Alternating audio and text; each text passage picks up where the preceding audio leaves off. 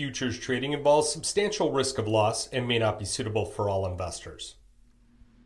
Good morning. It's Monday, June 16th. I'm Phil Streible, Chief Market Strategist at Blue Line Futures. So overnight news here, stock futures, they are higher, indicating a partial rebound from Friday's drop as the dip buyers emerge as the conflict between Israel and Iran remains contained over the weekend. So traders are focusing now on any kind of escalation, but we're just not seeing it at the moment here. So you do have the G7 summit going on, and then you have an upcoming Federal Reserve decision on Wednesday, and it will be a shortened, muted session on Thursday here for June 19th. So you look at as of 5:25 a.m. Central Time, you got the S&P 500 up about 0.5%, as well as the NASDAQ. Then you look at gold futures down about 0.5% and oil futures down about 0.5%. So crude oil futures gapped higher, 77.49, before selling off about $5, and now they're slightly lower on the session. You do have natural gas prices pushing up about 13 cents here. Treasury yields rising for the second consecutive day, and gold prices down about $20 after reaching 34.76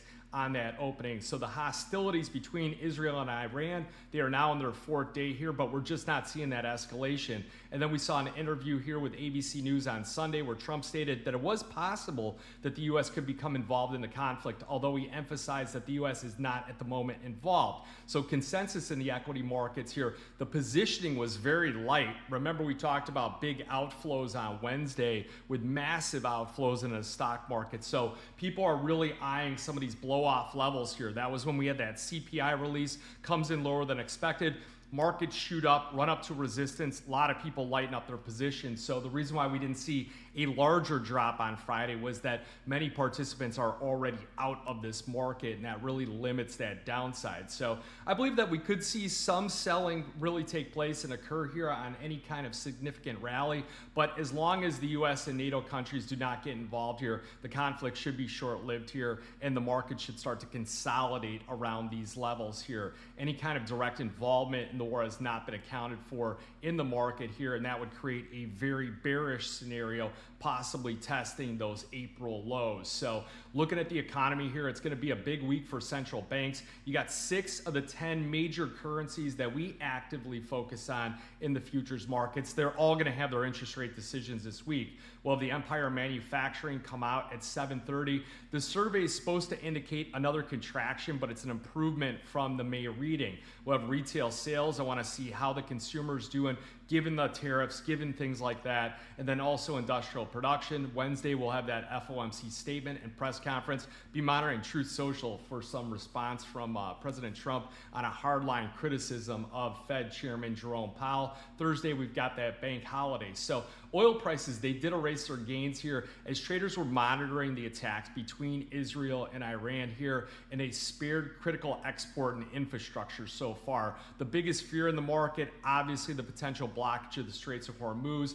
That would cause prices to soar significantly. 20% of the global oil flows through that particular passageway here, and that's where you get the calls for the $100, $150, and $200 crude oil. Now, we do see that silver futures pushing up, copper futures pushing up as well, platinum, aluminum, palladium all going up with gold going down. So you're looking at some of the data that came out here, and this is where U.S. equities really started to turn. Copper started to turn as well. So you saw copper recover its losses as China's domestic consumption for growth, that outweighed the negative effect of the declining home prices. So the retail sales increased by 6.4% last month, making it the fastest growth since December of 2023, and that surpassed all the analyst estimates out there. So that's what I was really watching, was the release of that data here, and then how does the market respond? Do they shift away from these geopolitical headlines and start looking at economic data? We see the ETF flows here, the exchange traded funds. They had 136,000 troy ounce of gold holdings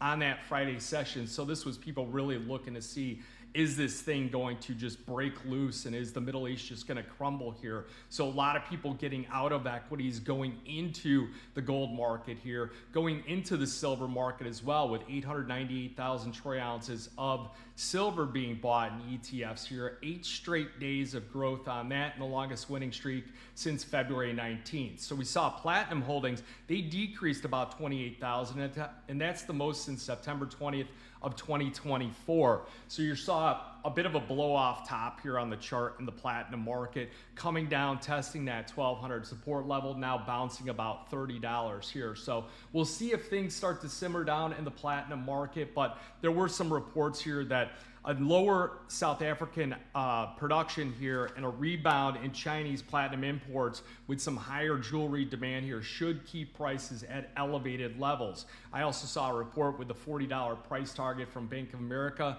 on the silver market at the end of the year, and they're also calling for a 12-month price target on the gold market for $4,000. So we continue to look at last week's changes on the ETFs. We saw gold holdings increase about 457,000 troy ounces. ETF holdings for silver up 7.38. You saw platinum holdings up about 55,000, and then palladium up about 26,000. So the year-to-date percentage change, gold up 7.2%.